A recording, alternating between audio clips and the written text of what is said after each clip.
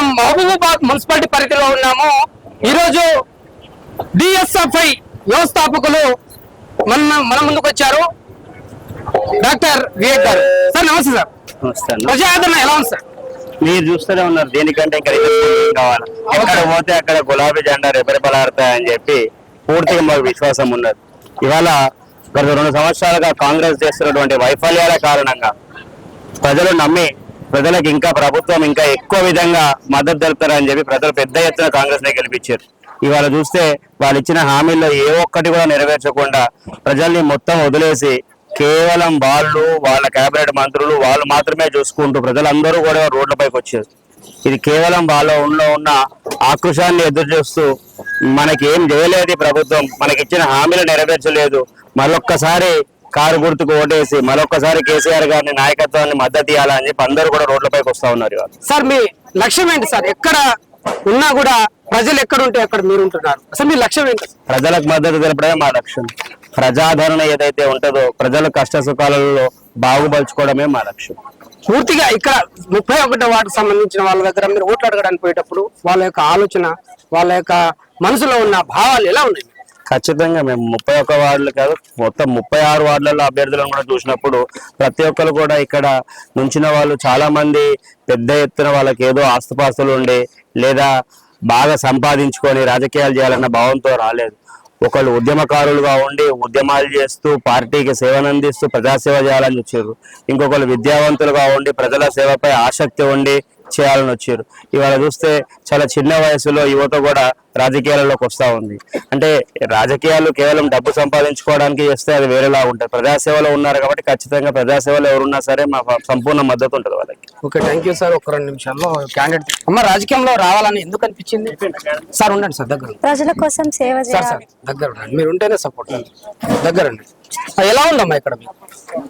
ఇంతకు ముందు కాంగ్రెస్ ని గెలిపించినాము, మాకు లైట్లు లేవు, మాకు మురికాలు తీపియలేదు, మాకు డ్రైనేజీ ప్రాబ్లం ఉంది, ప్రతిదీ మాకు ఇండ్లు రాలేదు, మాకు ఏది చక్కగా వాళ్ళు చెప్పిన 6 గ్యారంటీలు ఒకటి కూడా మాకు రాలేదని చెప్తున్నారు. బీఆర్ఎస్ ని ఎందుకు ఎంచుకున్నారు? బీఆర్ఎస్ పార్టీ నుంచి మన కల్వకుట్ల చంద్రశేఖర్ రావు గారు ఎన్నో చెప్పారు, ఎన్నో అభివృద్ధి పనులు చెప్పారు, అన్ని చేశారు. కళ్యాణ లక్ష్మి ఇచ్చారు, డబుల్ బెడ్రూమ్ ఇచ్చారు, ప్రతిదీ ఇచ్చారు. కాబట్టి మేము ఈ పార్టీ నుంచి నిలబడాలని మేము అనుకుని ఈ పార్టీ నుంచి నిలబడుతున్నాము. ఇక్కడ మీ 31 వార్డుకు సంబంధించిన వాళ్ళను ఓటు ఎలా అడుగుతావు ఒకసారి అడగమ్మా. అందరికీ నమస్కారం. నా పేరు పుచ్చకాల శ్రీ విద్య. నేను 31 వార్డు నుంచి కౌన్సిలర్ గా బీఆర్ఎస్ పార్టీ నుంచి నిలబడుతున్నాను. ప్రతి అక్కలు, చెల్లెలు, అన్నలు, తమ్ముళ్ళు, పెద్దమ్మలు, పెద్ద నాన్నలు అందరూ నా కారు గుర్తుకు ఓటేయండి. బీఆర్ఎస్ పార్టీ నుంచి కారు గుర్తుకు ఓటేయండి. నన్ను భారీ మెజారిటీ తోటి గెలిపించండి. యువత ఏమంటుందమ్మా? నువ్వు యువతరం నుంచి వచ్చావు. యువత ఏమంటుంది? మా సపోర్ట్ మీకు ఎప్పటికీ. మన యువతను గెలిపించుకోవాలి, అభివృద్ధికి బాట వేయాలి అంటున్నారు. మహిళలు ఏమంటున్నారమ్మా? మహిళలు మాకు పెన్షన్, వితంతులు అయితే మాకు పెన్షన్ రావట్లేవు, పెన్షన్లు ఇంకా రాలేదు, మాకు ఇంకా చేయలేదు అంటున్నారు. యువత నీకు భరోసాగా ఉంటామని మాతోటి తిరుగుతున్నారు. ప్రచారంలో భాగంగా ఉన్నారు. మహిళలు మాకు ప్రచారంలో భాగంగా ఉన్నారు, యువత మాకు ప్రచారంలో భాగంగా ఉన్నారు. మమ్మల్ని గెలిపించాలని వాళ్ళ తపన చేస్తున్నారు. ఎక్కువగా ప్రజానాయకుడు ఎవరిని నమ్ముకొని బయటకు వచ్చిన తల్లి? మేమా కేసీఆర్ నమ్ముకొని వచ్చినాం. గట్టిగా చెప్తాను. కేసీఆర్ నమ్ముకొని వచ్చారు. ఓకే ఓకే ఓకే, తీసేమ్మా. చెప్పండి, మీకు ఎలా అనిపిస్తుంది? ప్రజాదరణ ఎలా ఉంది? ఇప్పటి వరకైతే బాగానే ఉన్నది. గతంలో కాంగ్రెస్ పార్టీ చేసిన అభివృద్ధిలో ఎలాంటిది కూడా ఒక పని కూడా చేయలేదని అంటారు. డ్రైనేజ్ ప్రాబ్లం అయితే ఇప్పటి వరకు అధికార పార్టీ కూడా ఒక్కసారి కూడా ఎమ్మెల్యే కూడా కనీసం జిల్లా అధ్యక్షుడు ఉమా మేడం కూడా ఇంతవరకు రాలేదని అంటున్నారు. ఇప్పటి వరకు అయితే కవిత మీద వచ్చింది, నిన్న ప్రతి ఒక్కరికి భరోసా ఇచ్చింది, నేను ఉన్నాను అంటున్నారు. నెక్స్ట్ ఇక్కడ మైబాద్ మున్సిపాలిటీలో 36 వార్డులో గెలిచి ఇక్కడ చైర్మన్ గెలవబోతున్నాం. చైర్మన్ అయినప్పుడు ప్రతి ఒక్క వార్డుల మీ అభివృద్ధి ఏందో మేము చూపిస్తామని భరోసా ఇస్తున్నాం. డాక్టర్ వివేక్ గారు వచ్చారు. ఇవన్నీ ప్రేమతో సార్కి ఎలా కృతజ్ఞతలు చెప్తారు మీరు? సార్కి ప్రత్యేకమైన కృతజ్ఞతలు. మీ గెలుపుతో నా కృతజ్ఞత సార్. ప్రధానంగా ఒకటే చెప్తున్నారు, యువతరం నుంచి వచ్చాము, మమ్మల్ని ఆశీర్వదించండి, లోకల్ గా ఇక్కడే ఉంటున్నాము, ప్రజాక్షేత్రంలో అనేక సమస్యలు ఉన్నాయి. ఆ సమస్యలను పరిష్కరించే దిశగా మేము అడుగులు వేశామనంటూ కూడా యువకు సంబంధించిన వాళ్ళు ఇక్కడ 31 వార్డుకు సంబంధించిన కౌన్సిలర్లు అభ్యర్థిగా ఉన్న వాళ్ళు చెప్తున్నారు. ఏది ఏమైనా సరే భారత రాజ్యాంగం రచించిన దాంట్లో ఓటు హక్కు ఎలా వినియోగించుకోవాలో ఆ స్థాయిలో ఆ రీతిలో కనుక వినియోగించుకుంటే వీళ్ళకు మేలు జరుగుతుందని కూడా చూసుకోవచ్చు. కానీ ఓటుకు నోటుకు కనుక అమ్ముడు పోతే ఈ యొక్క యువతరానికి దూరం అవుతుంది రాజకీయ పార్టీ సంబంధించిన వాళ్ళు. కాబట్టి పూర్తి స్థాయిలో ఓటుకు నోటుకి అలవాటు కాకుండా ఇలాంటి యువతరానికి వచ్చిన వాళ్ళకు సపోర్ట్ చేస్తే బాగుంటుందని టీఎం ప్రతినిధి సీతారాంతో face to face. Thank you అండి. Thank you sir. జై తెలంగాణ. గుర్తుకే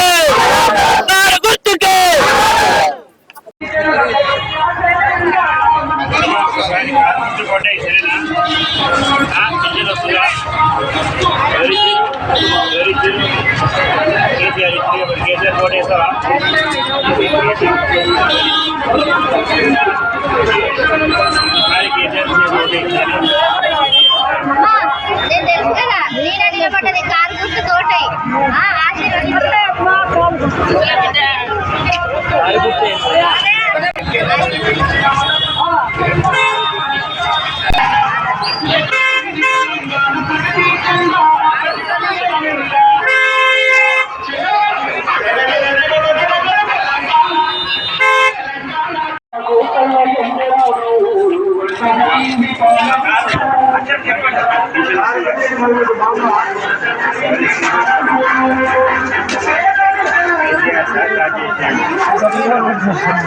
కేసీఆర్ సార్ ఇచ్చిండు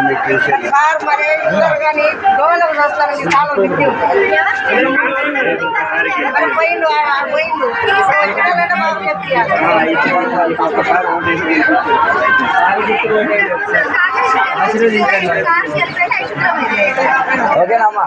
4వ నెంబర్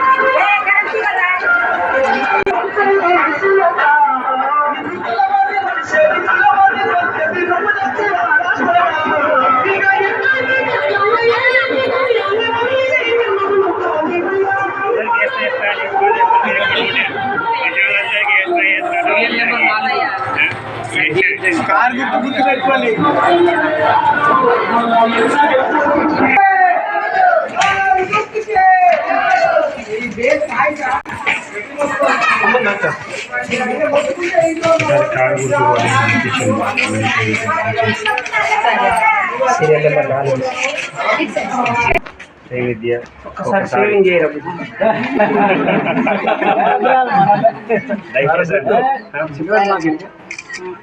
చెప్పండి, అందరికి చెప్పండి. ఓకే కాదన్నా ఓటు